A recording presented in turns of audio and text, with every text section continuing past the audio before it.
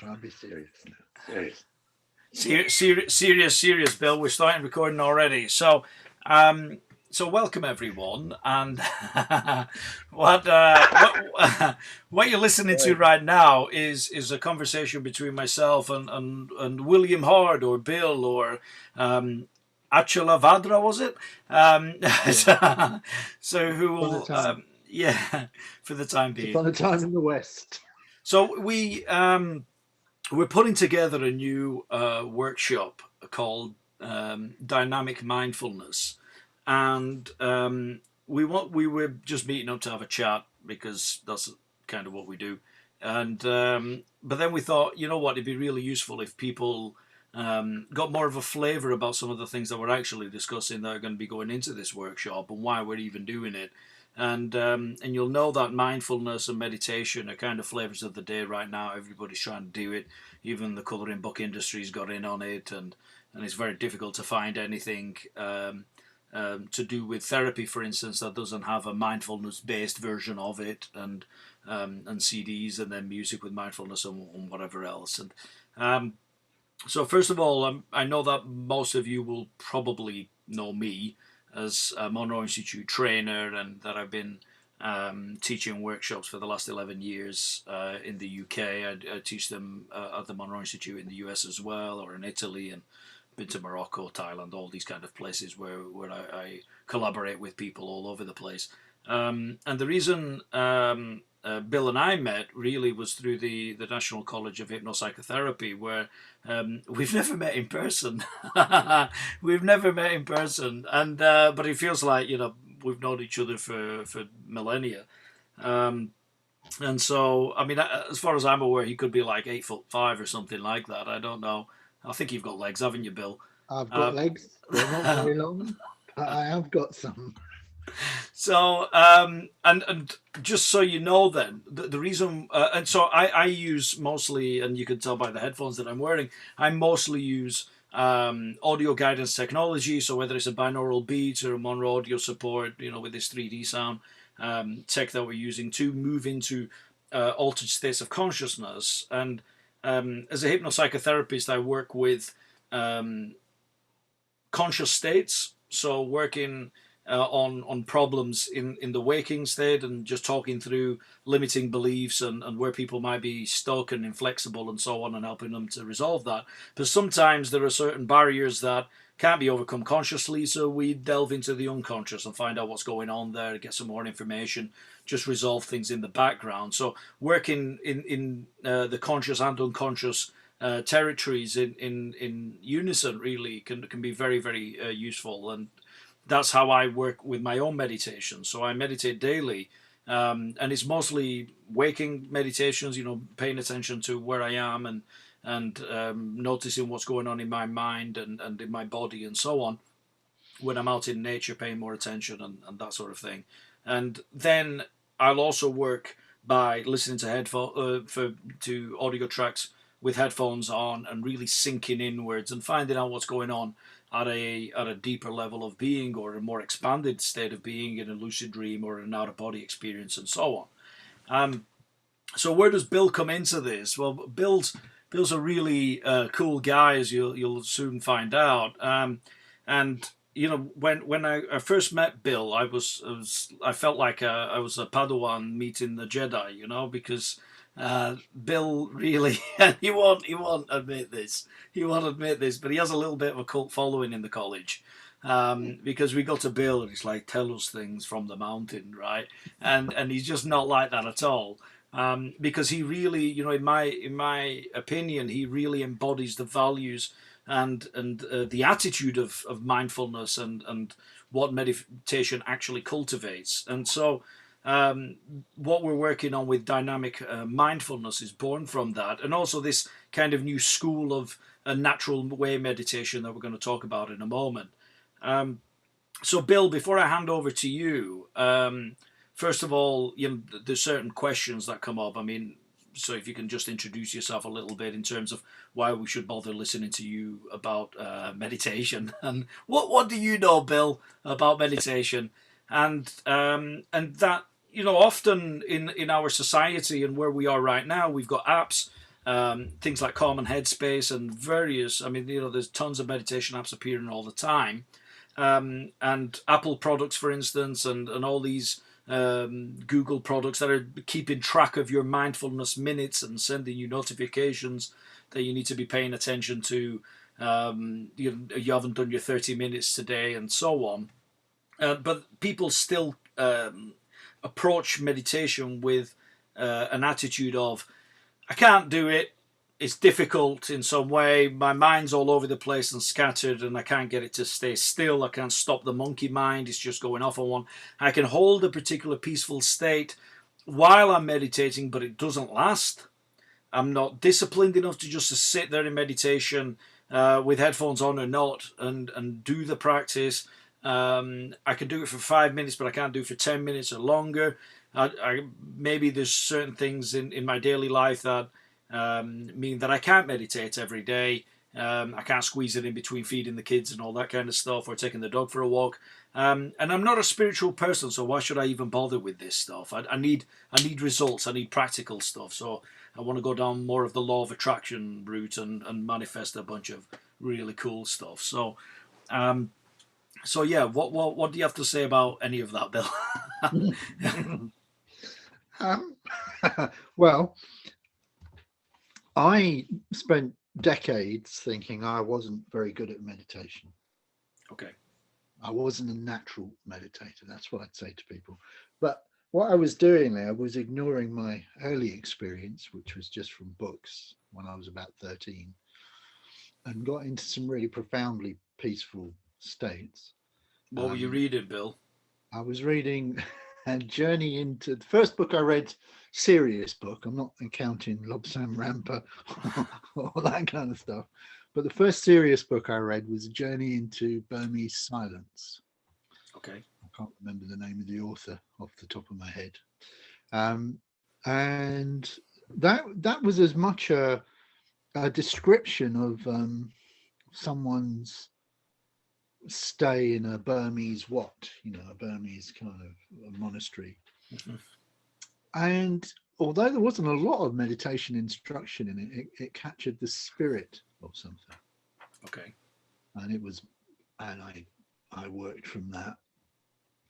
And of course, now I would say I just connected with our innate capacity for meditation. Meditation is a difficult word because it can mean anything from like this kind of meditation you do, out of body experiences, lucid dreaming, or it can mean vipassana meditation, intense silent retreat. It can mean massive visualization practices, shamanic work. All meditation kind of is a coverall term. Christian prayer work is sometimes called meditation. So, my first question when someone says, well, I can't do it, I say, well, what is it that you're trying to do? In a way, what do you think meditation is? And very often people have these ideas about being, spiritual. The one idea that is common to all of those, I think, is calm. People, okay, they relaxation and ease. Relaxation, calm. And very often people want to shut their mind up. That's a direct quote, that they're aware of lots of thoughts, lots of dialogue, a lot of which isn't very helpful or supportive of them. And when they try and stop and they're not engaged in some external focus, they become much more aware of this internal focus in a way that isn't particularly comfortable. So naturally, they're not that keen on sitting down for 20 minutes. They have enough trouble when they try to go to sleep, as you well know. And we've got these terms for the mind, the monkey mind, was one you used. And a lot of spiritual teachers seem to like to demonize the mind. The mind attacks, the mind must be overcome, ego, kill the, got to overcome the ego. So you don't agree with that? I think I think I don't think it's a helpful way of Okay. framing it, because you're Mm. making an enemy of something you don't really have much conscious choice about whether you do or not. Okay. You don't, a lot of the time we just find ourselves thinking. We don't really decide to think. Mm. It's not like we're Mm. silent and then we decide to think. And we Mm. don't decide to be selfish. We Okay. just find ourselves either frightened or experiencing some kind of perception of lack or some kind of craving for other, which is basically the same thing. Okay. And we're told that if only we could get past this ego thing, uh, we would go into this wonderful space, and then we would, have insight, and everything would be all right, Mm. right? So there's a Buddhist author called Stephen Batchelor who said, the problem. I can't remember if he said it about Jesus or the Buddha, but you'll get the idea. The problem is for the Buddha to become everything, man had to become nothing.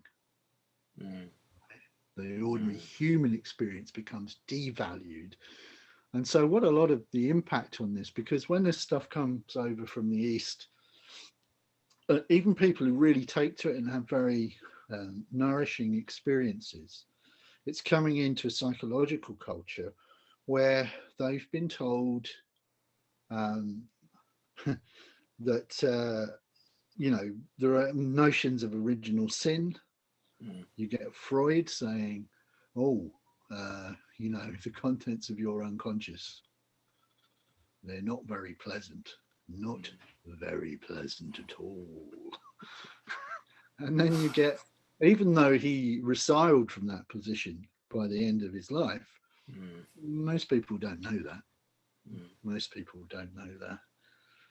And then you get, kind of radical materialism. So you're an animated skeleton with hunks of meat happen hanging off it. It Mm. happens to be aware, which is an epiphenomena, Mm. and it's all random, it's all chance. We're in this vast, empty universe, and even things like communism, totalitarianism. We suppress the individual for the greater good. Stalin's favorite quote, famous quote that one man's death is a tragedy, 10,000 is a statistic. Mm. Um, so we've got all these sort of cultural pieces of hypnosis almost that Mm. skew the way that material lands. So there's most people I've taught meditation to have come bringing with them a sense of being wrong, just generally not being quite right, Mm. that they're not quite right. And you see it particularly in English culture. People will walk into a room and apologize for what? They will. Sorry. They'll walk Sorry. into a room. Sorry. Yeah. Oh, sorry, I didn't mean to exist. I, Um, I apologise for bumping into a chair. I said, "Oh, sorry, yeah, mate." exactly. Yeah. So when you put all of that kind of sense, I think Jung said as well that there was nothing in Western culture that supported the idea of transformation from within. It's Okay. all about from without, Mm. through grace or you know. And so often what people I think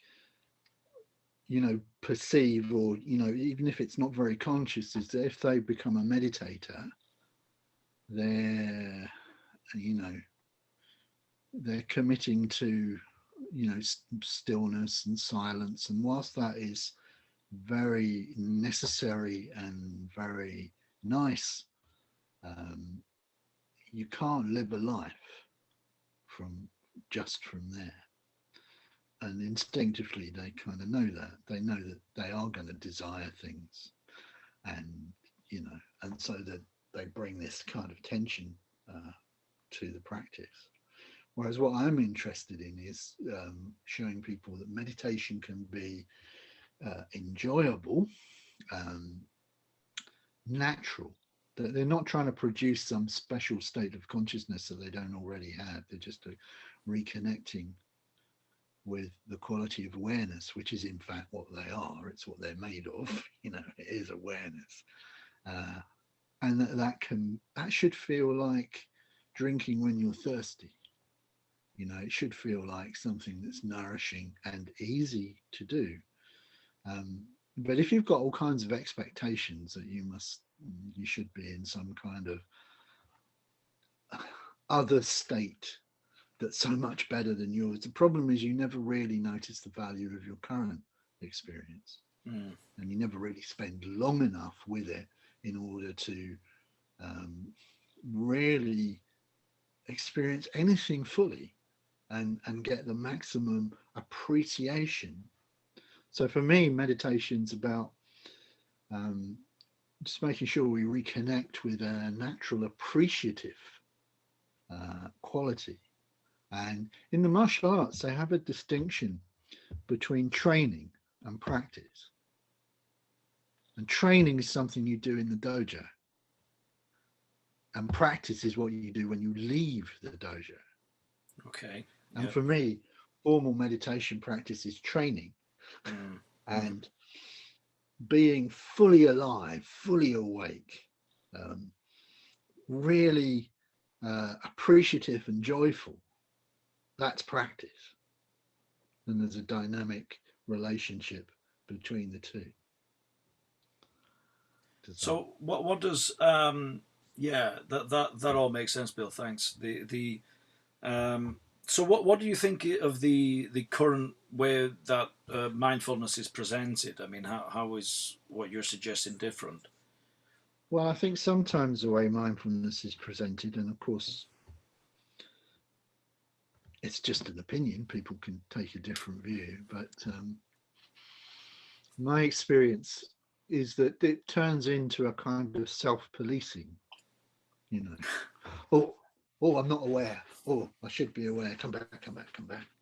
And when you, and that can have the opposite effect. That can, and even though people are told, you know, it's a non-judgmental Mm. awareness, you're not meant to be judging, that just becomes another impossible thing um, that you can't do because our judgments are automatic.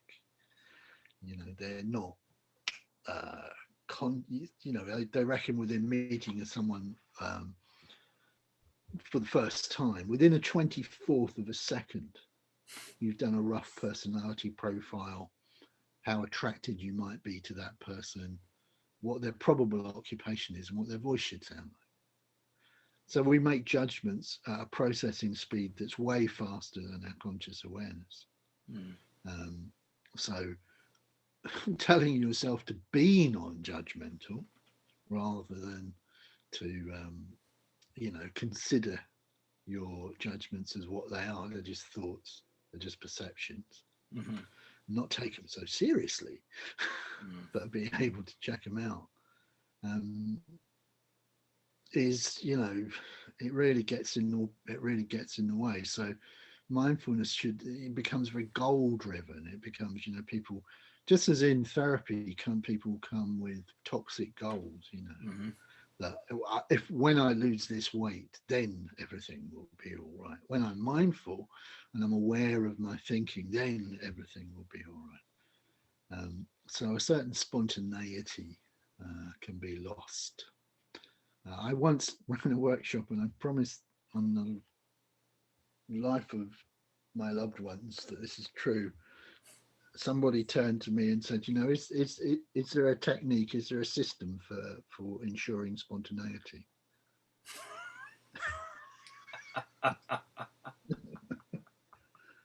And this is natural. So, you know, my when I was teaching at a public center a lot, the first thing I would say, having led a meditation, um, having rung the bell when people had opened their eyes, that was meditation. What you did was meditation. You did not just try to meditate. Mm-hmm. You didn't fail. What you did counts. Yeah. Right? That's what it was like that time. Another time it'll be different. Um, but so often people think that they're getting it wrong, or that they, that somehow their experience isn't big enough, or mystical enough, or or stable enough, or whatever. And by the way, it's fine to want deeper levels of experience or higher levels of experience, however you want to characterize that. It's fine to want to go and explore. Absolutely. Why wouldn't you? Um, but it's like, if you won't start from where you are, and you won't start by respecting where you are and exploring where you are, that's where the non-judgmental mental stuff comes in. And non-judgment comes in basically in an attitude of just allowing things to be as they are, including your Noticing. own mind. Mm-hmm. Just noticing and being warm and curious about that, and not making a comparison with something you've read about, heard about, thought about, and saying, oh, it's not like that. Now, our brain is a pattern matching machine, so it tends to do that. We can't really help it, so we just have to step back from that, let it do it, and not take it too seriously. But if someone's not enjoying them, and I have met people where doing a daily meditation practice for an hour or more was a disaster for them. Just didn't suit them. They'd have been much better off with 10 minutes and the odd longer sit when they genuinely felt moved to do it. I've seen so many people get up with frowns and headaches, because they've just been forcing themselves, trying to force themselves into some kind of idea of what they should be, trying to control their focus. And it all becomes rather forceful, and then it becomes no fun. So in terms And of, sorry, no, go ahead, Bill. And I'm a big proponent of the idea that I think I heard Abraham Hicks say. I think this is a quote from that body of material. There's no gain in pain, and that's a real challenge for people. There's no gain in pain. Forget all that. There's no gain without pain. I'm saying the opposite. I'm saying there's no gain in pain. And if you want to learn to meditate like that, come see me. So, well, I mean, that was going to be my question then. So, I mean, this is a one-day workshop, and how much can people learn in a day? How much can you do in a day? How much can you learn in a day in terms of this different approach? You can learn. You can certainly learn how to do it, right? Yeah. You can learn how to do it really quickly. Okay, so the day is about bedding that in and making it your own, and exploration. It's somebody once described teaching meditation as selling water by the river, right? I mean, because I'm not teaching them to do anything they can't do or haven't done. They may not have recognized the space they were in. Sometimes people will, and they'll say, well, I do my meditation when I'm walking in the country, or and I would say, well, that's great, that's good, but how would you like that to be even better? It's not only about how you enter that state and enjoy that state, it's about how you leave it, and how you manage your focus, and how you playfully move between a normal waking state that's enriched by your experience, and then move back, and how you kind of manage all of that. My basic message to people is, you're all right, you're okay. There's nothing the Buddha could have done that you can't do. Yeah, you. And I don't mean after 30 years halfway up a mountain with Geshe-la. learning. I mean, now there's nothing the Buddha could do that you don't have the capacity to do. Right? That's what I'm passionate about. So So it's the just so waking the that up. so wait, yeah, I mean, yeah, I really get that. And I'm sure I could talk another 5 hours with you, and we will be doing obviously on the program itself. And one of the things that really comes to me right now is that okay, so we've addressed that it isn't, that I can't do it. We can get around that. I'm not disciplined enough. We get around that. What benefit would you say for people to meditate when they say that they're maybe not spiritual people or they're not interested in the spiritual aspects? Well, I mean, I think very often, you know, when I look at models of spirituality that abound, some of the deepity on Facebook, you know, etc. I don't blame them, Okay. right? Um, spiritual, it often, in the West, still, it's got this slightly ethereal, you know, namaste sort of attitude. And whilst there's some beauty in that, if that's done from a genuine space, I want people to have, you know, to feel more alive in a joyful way, to live a life of joyful appreciation, and to do that, and to give people 100%, 1000% permission to have fun, to have fun. I'd like to take sacrifice and wring its neck as an idea, because I don't really believe that becoming a martyr is um, a very useful model in terms of how you might positively influence the world. If you come back to your true nature is intrinsically joyful and loving. And if you allow that to guide your activity, then you will have a very positive impact. But I think Nietzsche said our love of others mustn't be our bad liking of ourselves, right? That anything that harms you is unethical in my book, Mm-hmm. right? So loving kindness for all beings starts for and includes you, and you are not less important. And if you sacrifice yourself out of a genuine expression of that, well, that may be times when that's necessary, but it won't feel like a sacrifice. It will feel like a natural expression of who you are. But look how much I'm hurting and how good that makes me. Is a kind of selfishness. It's about a self-obsession again. It's about look how special I am, or it can be. Can be, yeah. Might not be conscious. Really. Yeah.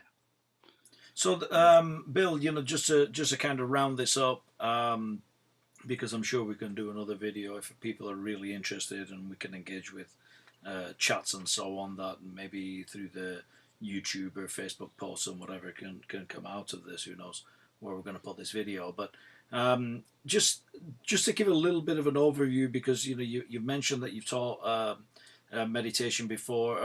Who are you teaching it to? How long? What kind of places have you taught meditation? And okay. just to kind of get a general idea of your personal path through this. And well, like I say, I started off as a teenager, um, reading about stuff and practicing, and then um, for about 20 years, I was a member of what's now called the Sri Ratna Buddhist order, which was then a Western Buddhist order. So, I spent about 10 years working to get ordained, going to classes, studying Buddhism. And then I was, for about another 10 years or so, I ran the Bristol Buddhist Centre. Okay. Teaching public classes, leading weekend retreats, leading longer retreats sometimes, and as part of all of that, going on many retreats. And then I had 10 years more on the periphery of that organisation, and eventually deciding that there were things about that approach that I couldn't quite get behind, so I resigned from the order. Not just their approach, but some of these objections, if you like, that I've been raising are, I think, intrinsic to uh, um, traditional views of Buddhism that are rooted in medieval culture. Okay. Right.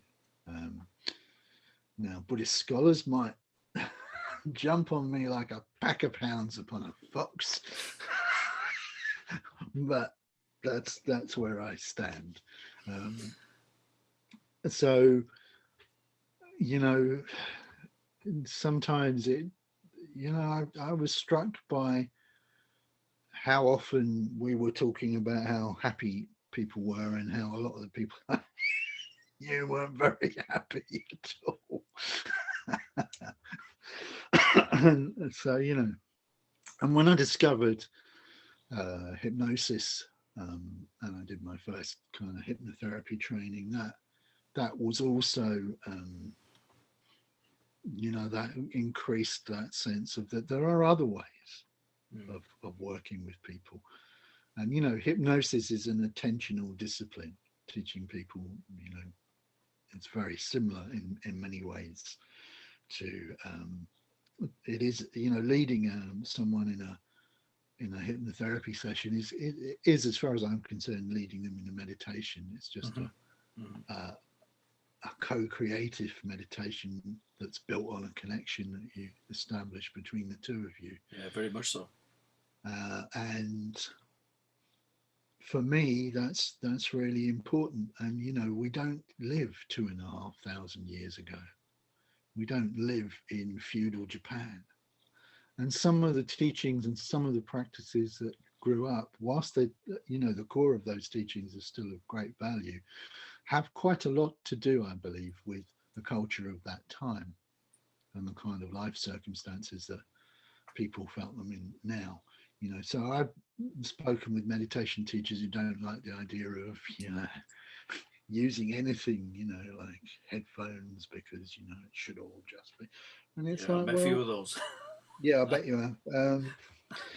I don't know what the Buddha would have done, because if those things were available. And Oh, so, I think the Buddha would have had some beats. I'm certain of it. yeah, He'd have branded that actually. I'm very grateful for my time as an ordained Buddhist, and I learned a lot and I take a lot of value from that time. And it's not my intention to diss them or but I ended up in a different place where I couldn't join in wholeheartedly. So the only honourable thing to do when you can't do that is to go and do what you want. If you like, I spent a long time trying to square that circle, and eventually. But you also taught mindfulness in the NHS, right?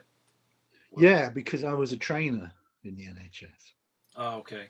And so I, as well as designing training on some technical aspects of nursing, uh, I did lots of training on assertiveness, relationship building skills, and we were in a bespoke training department. So, in other words, people would come to us and ask us to design training for the need that they'd identified. And I also worked a lot with health education services. So in that context, I did quite a lot of mindfulness work for them. lunchtime classes, and bringing it into some of the health education. This was before anyone had heard of John Kabat-Zinn. This this was in the late 80s, Right. um, Okay. and So. even then, people liked it, but it didn't have the kind of mainstream cachet that it does now. Mhm. I was once told by a college official that I couldn't. I won't say which college. That I couldn't teach mindfulness because I hadn't done a couple of Dicky weekend courses. Fair enough. Fair enough. Yeah, absolutely. Well, Whatever. I'll wrap that up there, Bill, because as I say, I'm sure we could talk for a few more hours, and hopefully the people back home will have got a little bit of a flavour in terms of our approach to meditation and how natural it is that what we're going to be conveying in this one day workshop, and who knows, maybe we'll extend it beyond that. And this is essentially a taster for what is possible. But this dynamic mindfulness is the name of the course, um, and hopefully we'll be launching it sometime in May or June or something like that. But as I say, if you have any questions, comments, or otherwise, then we're all ears, because that's the part of the dynamic bit as well. So we're very, very much open to feedback, and if you want to take things further with myself and Bill, then I'm sure there'll be a sign up link at the bottom or something where you can get some more information. So we'll leave that there, Bill. Thank you for sharing some time with us, and it's always a pleasure chatting with you. And I'll see you all soon. Thank you.